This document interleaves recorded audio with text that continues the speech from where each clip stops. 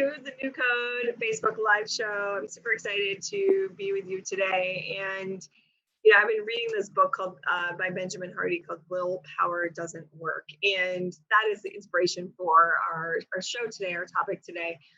So first of all, if you are new to the New Code Facebook show, then let me introduce myself. I'm Karina Stewart, and I am a soul wealth coach. And I support you to come into activating your wealth, and I support spiritually conscious entrepreneurs to scale their businesses to 6- and 7-figure businesses. And the story I want to share with you today is, how I followed my wealthy instincts and how you can do that as well in order to activate your wealth as a spiritually conscious entrepreneur. So some of you know my story that, I'm from Massachusetts, and, I for over a decade, I was working on developing my spiritually based business as a coach and as what I would have called myself a healer back then. And yet I struggled to have it fully launched to the level that I wanted it to be.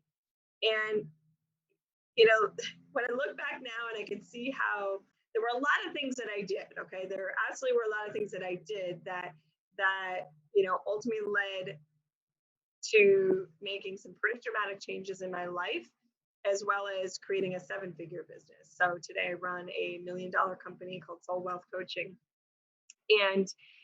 But there was one thing, and listening to Benjamin Hardy, it really anchored me into seeing and knowing exactly what it is that you can do in order to activate your wealth and to line things up that you've been waiting for so that you can scale your businesses as well. So the number one thing is that I moved my family to Puerto Rico. So we've been living here for 3 years now. And, people always ask me why Puerto Rico. And, the truth is it's a soul home for us.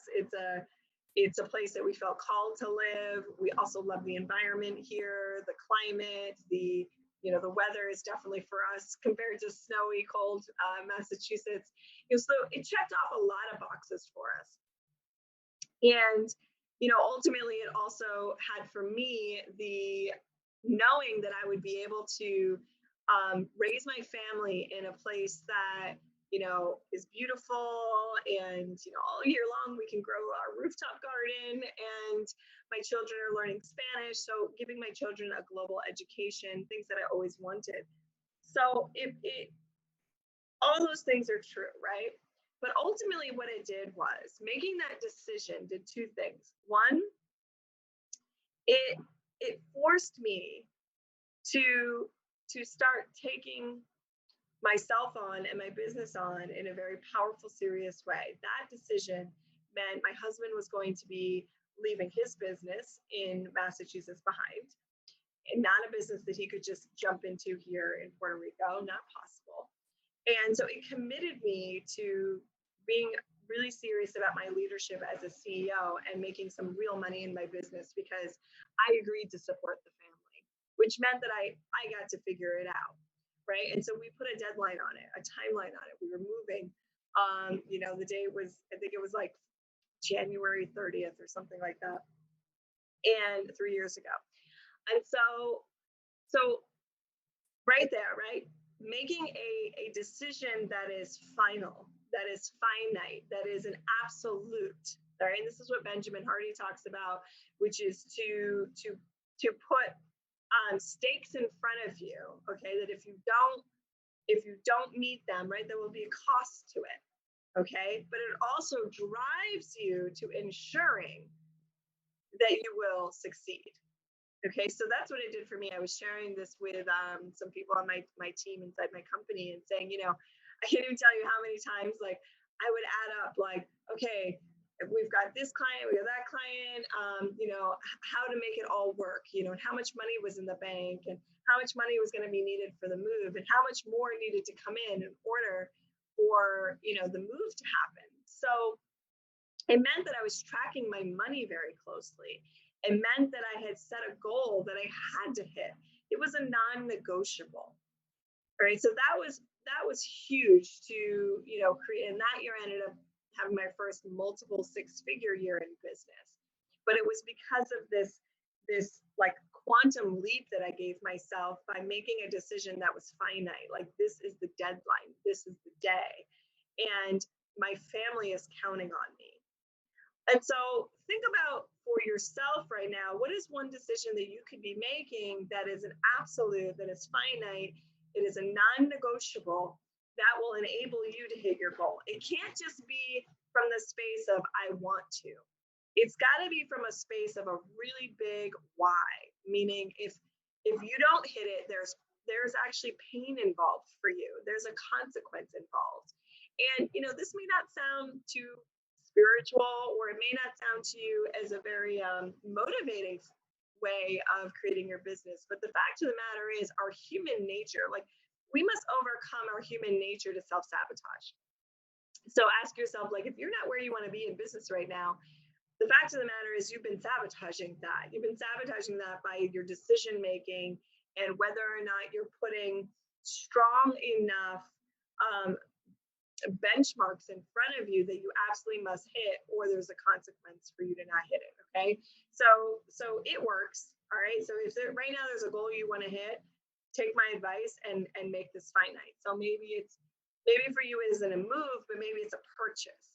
Like we're going to move out of this house where we're renting, we're going to buy, and we're going to close on such and such date. Or I've promised to my kids that I'm going to take them on a vacation to wherever, and you tell them about it.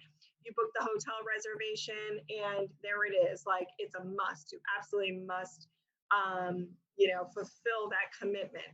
So, make it fun, something you want, right? It stretches you.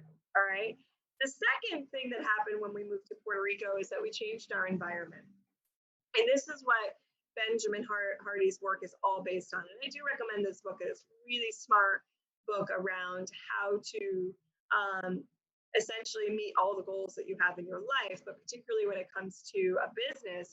Reading it, I really saw that this is the way that I lead my life. It's the way I lead my business, which is why I've been able to achieve what I've been able to achieve. So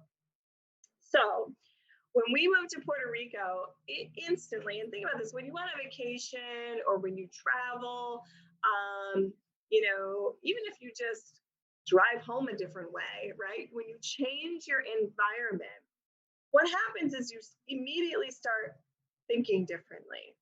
You immediately start experiencing life in a new way.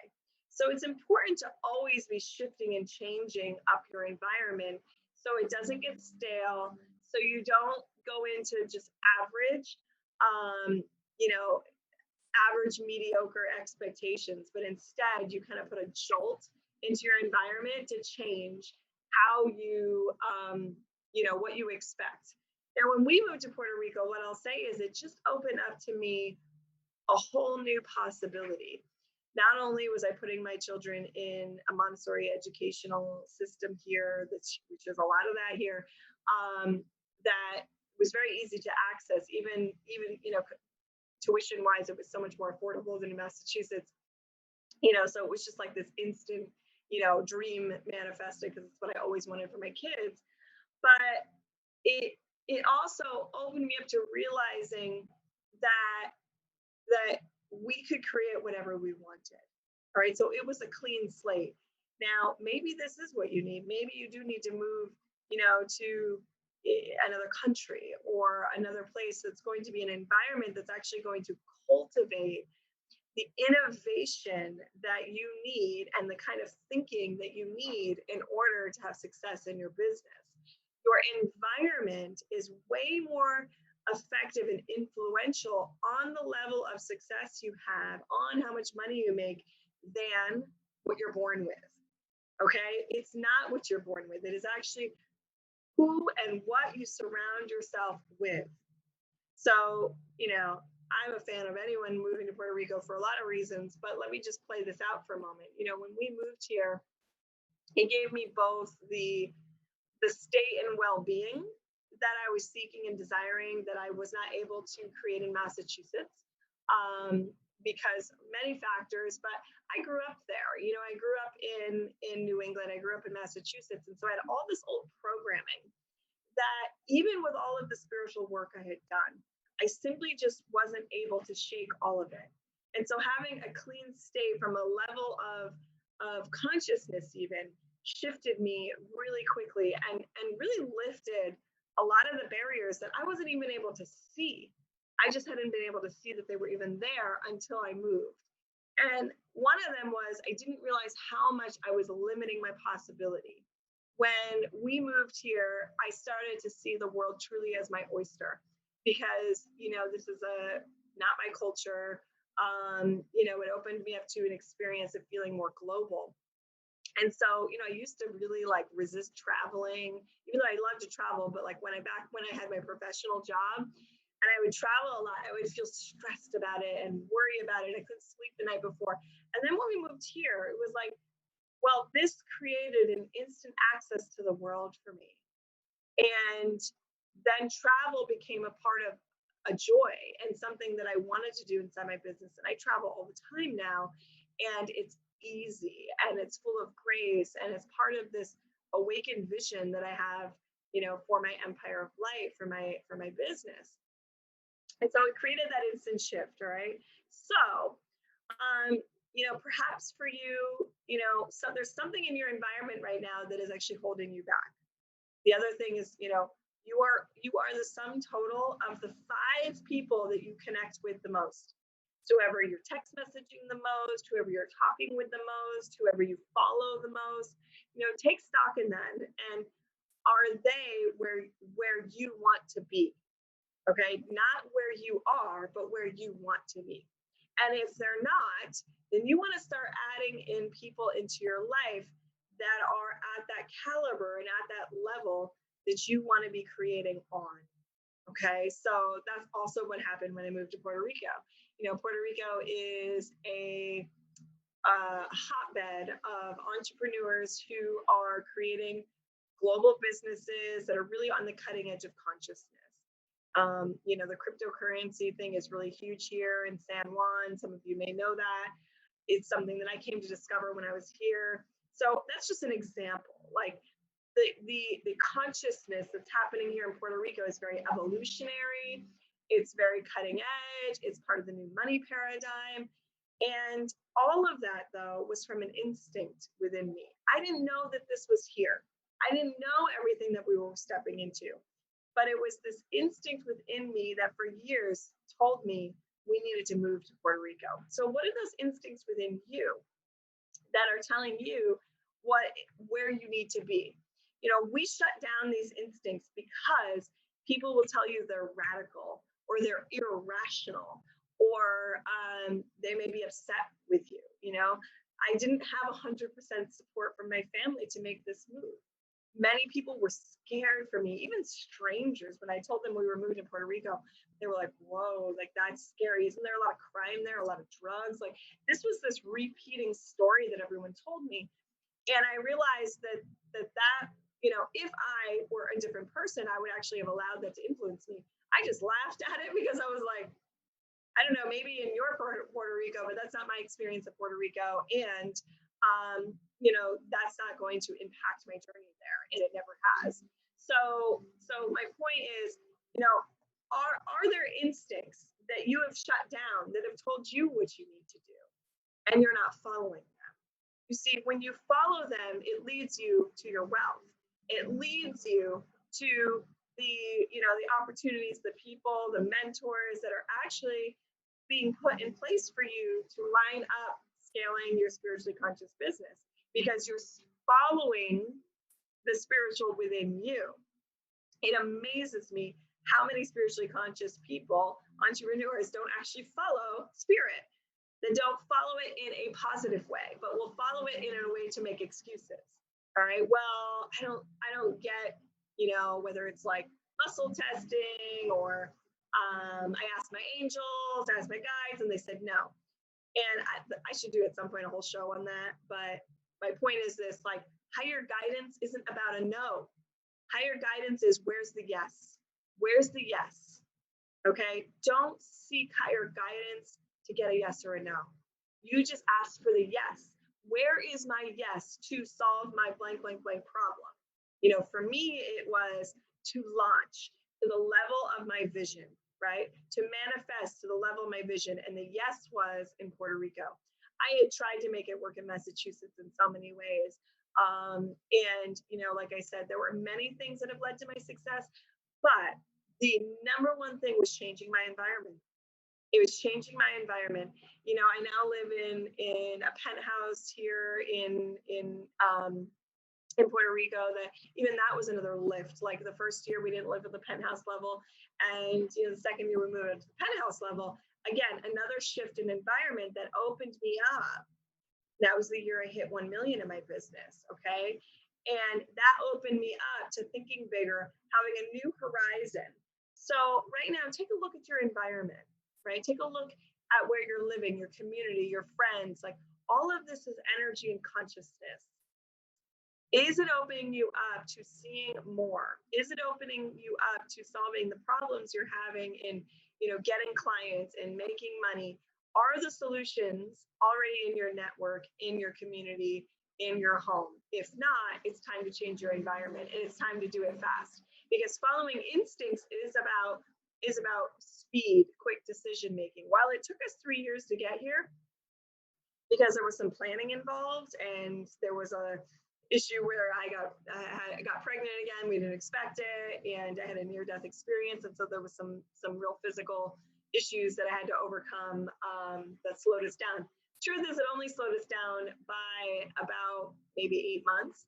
But my point is, following those wealthy instincts, okay? Because you're wired for wealth. We're all designed for wealth. And following those quickly is going to accelerate your wealth even faster. All right, so your homework and for the week is to really reveal to yourself where your yeses are inside. Where your yeses are your wealthy instincts, and those you absolutely must follow.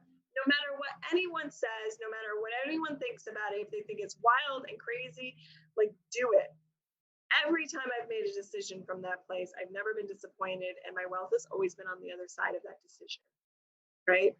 On the other side of fear is your abundance. On the other side of fear is your breakthrough, is the next level of who you're meant to be. Okay, you guys. So I'd love to see what you're committing to follow those wealthy instincts this week. Just put them right here in the chat.